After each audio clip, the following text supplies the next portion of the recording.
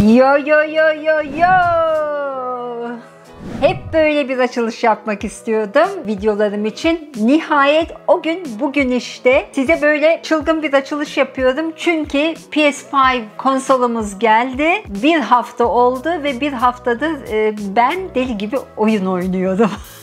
Aslında bir gamer değilim ama bu PS5 gerçekten çılgın bir şey. Özellikle herkesin çok konuştuğu şu DualSense var ya, gerçekten çılgın bir şey. Şimdi onları göstermeden önce PS5 mi? Yani hem onları göstereceğim hem de PS5'ı nasıl aldığımızı da anlatacağım size. Konsolumuzu nasıl aldığımızı anlatacağım. Çünkü biliyorsunuz ta Kasım'dan beri stok sıkıntısı var. Herkes deliler gibi PS5 peşinde ama gelen stoklar anında bitiyor. Daha doğrusu zaten çok da kısıtlı stok geliyor. Stok dağıtımı oluyor. Onun için kapanın elinde kalıyor. Peki biz nasıl aldık ve kaça aldık? Ben bu videoda sizlerle bunu paylaşıyorum.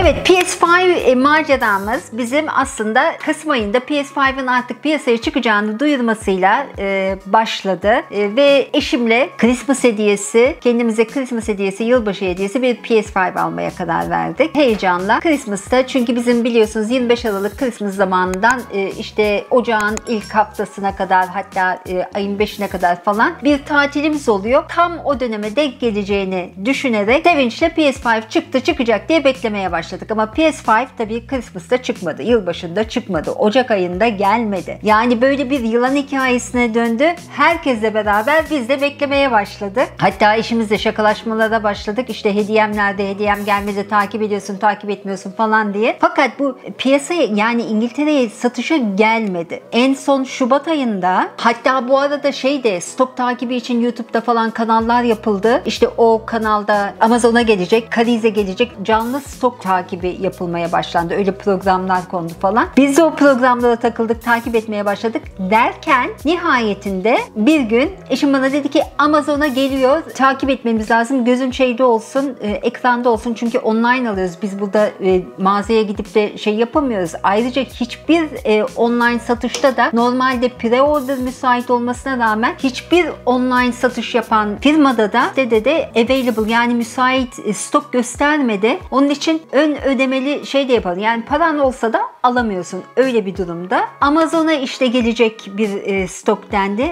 Evet, Amazon'a geldi o stok ama biz o stoğu görmedik bile. Yani geldiği gibi hani girene kadar 5 dakika içinde falan o stok eridi. Onun üzerine bu arada bakın, Kasım, Aralık, Ocak, Şubat, onun üzerine eşimin aklına bir çözüm geldi. Çünkü 6 ay kadar önce falan bir bilgisayar toplatmıştık. Bayağı da yüklü, kuvvetli bir bilgisayar toplatmıştık. O firmada eşime yardım eden, bilgisayar toplamaya yardım eden arkadaşı arayalım. Belki onların, hani firma olarak onların bir stoklarında bir şey vardır, bir neden onun rezervleri falan bir şey vardır diye düşündük. Hani eş dost için veya hatırlı müşteriler için. Ve eşim hemen ne haber bro diye ona mesaj attı. Pat oradan cevap geldi. No problem, biz sana hallederiz diye. Ve 15 dakika veya yarım saat sonra falan ona bir şey geldi. Satış kodu geldi. Link geldi. Hemen o linke girdi. O linkten verdikleri özel pin kodunu girdi. O özel kodu girdi. Ve satış gerçekleştirildi. Galiba ertesi gündü. Yani bir gün içinde kapımız çalındı. Kocaman bir box kapıda teslim edildi bize. Yani bu iş aslında bu kadar kolaymış. Ben anlamadım. Hani o stok kimlere veriliyor, hangi firmalara veriliyor, öncelik nedir falan, onu anlamadım. Ama PS5 satın almamız, piyasada olmadığı halde satın almamız böyle gerçekleşti. Peki kaça mı aldık? Şimdi onu da söylüyorum. PS5 piyasaya biliyorsunuz konsolu 430-450 pound civarında konsol piyasaya sunuldu. İşte 59-60 pound'da DualSense dedikleri remote kontrolü. Yani ne ediyor? 450 olsa 450, 60'da olsa 510 pound eder değil mi? Fakat biz 510 pound'a mı aldık? Hayır, 510 510 pound'a almadık. Bizim aldığımızda bize bir paket sundular. Yani artık gözümüzü karartmışız. Ne deseler vereceğiz zaten de. Çünkü bu arada hani online web sitelerinde falan bulamıyorsunuz ama eBay'de veya işte diğer e-commerce sitelerinde çok yüksek fiyatlı, hatta 800'lere kadar varan, 800 pound'lara kadar varan fiyatlarla konsol satın alabilme imkanı vardı. Biz de artık hani ne kadar vereceğiz falan düşünmeden store bulunca, çünkü o diğer piyasaya sunulanlara da çok fazla da güvenemiyorsun. Gidip görmen lazım. Açıldı mı açılmadı mı falan, onları da bilmediğimiz için onlara da çok sıcak bakmamıştık zaten. İşte bu şeyi de verdikleri paket, bize aldığımız yerden bize verdikleri paket konsol, DualSense ve 3 tane de oyun olmak üzere tam 731 pound idi. 731 pound'a aldı. Evet, isterseniz azıcık da ne aldığımızı da göstereyim. Gerçi gördünüz ama gerçekten güzel yani. Çok şık yapmışlar, öyle söyleyeyim. Çok şık ve ellediğin zaman hani sadece dizaynı değil, eline gelen doku güzel, malzemenin dokusu güzel. Özellikle DualSense dedikleri olay, ben PS5'de oyun oynuyordum. Oynadığım işte Tomb Raider oynuyorum. 1-2 tane araba yarışı, İşte bir de skiing falan, hani kayak, öyle şeyler oynuyordum PS5'da. Bunda Sackboy diye bir oyun geldi. Direkt Sackboy'a geçti.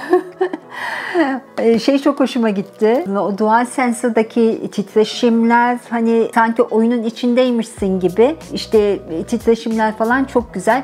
Eminim Tomb Raider'da da İşte ok atarken falan onları, hani okun gerildiğini falan hissedeceksin. DualSense'ın özelliği olmuş. Çok güzel yapmışlar onu. Bütün videolarda zaten bunun üzerine efsaneler dinleyeceksiniz. Bu arada Spider-Man'in şeyleri çok güzel. Yani ne denir ona?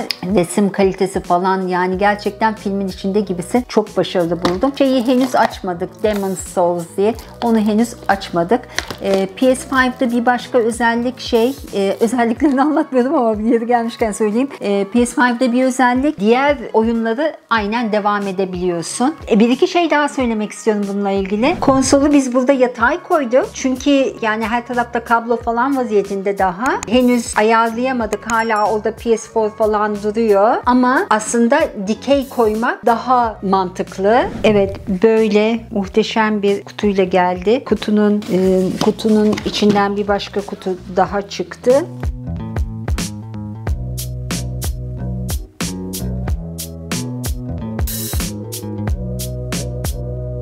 Ben bunu da göstermek istiyorum size. Çünkü bu DualSense dedikleri kol, remote control, diğerine çok benziyor. Fakat yine de eline aldığın zaman birazcık daha böyle, bu dokusu falan dediğim gibi ötekinde de öyle, dokusu falan daha farklı, daha şık duruyor. Yani kesinlikle daha şık duruyor. Yani çok keyifli. Ben oyun oynamaya başladım tekrardan. Bu arada ben tabii DualSense diyorum ya, yani uyduruyorum. DualSense'miş.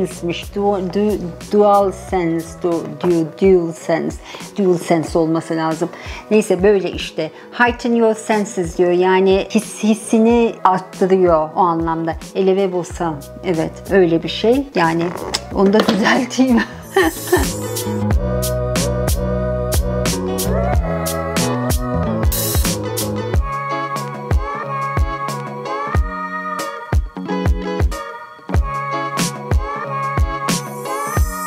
İçinde benim hoşuma giden başka bir şey daha, bir değişiklik, dik yapılsın diye dizayn ettikleri için bir de böyle ayak çıkmış. Yani bunun üstüne oturtuyorsunuz ve dik durabiliyor. Onu çok sevdim, destek aldığını. Şöyle dolayısıyla dik duruyor. Zaten dizaynı falan da çok güzel, çok enteresan. Ama dediğim gibi biz şu anda henüz kablolarını falan yerleştirmedik. Onun için yatay olarak kullanıyoruz. Tabii ben şimdi ödediğimiz bu 731 pound'ın Türkiye şartlarına göre nasıl olduğunu bilmiyorum ama bildiğim kadarıyla Türkiye'de daha yüksek fiyatlara alınıyor. Çünkü galiba %110 kadar vergisi varmış. Yani atıyorum 450 pound olan şey eğer sizde 4500 lira ise %110 kadar vergiyle en az üstüne tekrar bir 4500 gelecek demektir. Onu da var onun. 4500-4900 gelecek demektir. Yani 9-10 bin liralara falan olması lazım diye düşünüyorum. Siz fiyatları yorumlara yazarsanız ben de öğrenmiş olurum. Ben nihayet konsolumu aldım. PS5'ımı aldım. Darısı sizlerin başına diyorum. Yalnız sıkı durun, galiba Nisan diyorlardı. Nisan'da da beklemeyeceksiniz. Herhalde bu stok sıkıntısı Haziranlara kadar falan devam edecekmiş. Ona göre çok fazla ümit bağlamayın diyorum. Veyahut da siz de şöyle torpil bir şeyler ayarlamaya çalışın. Belki size de denk gelir. Hepinize iyi günler diliyorum. Bol oyunlu, eğlenceli, güzel günler diliyorum.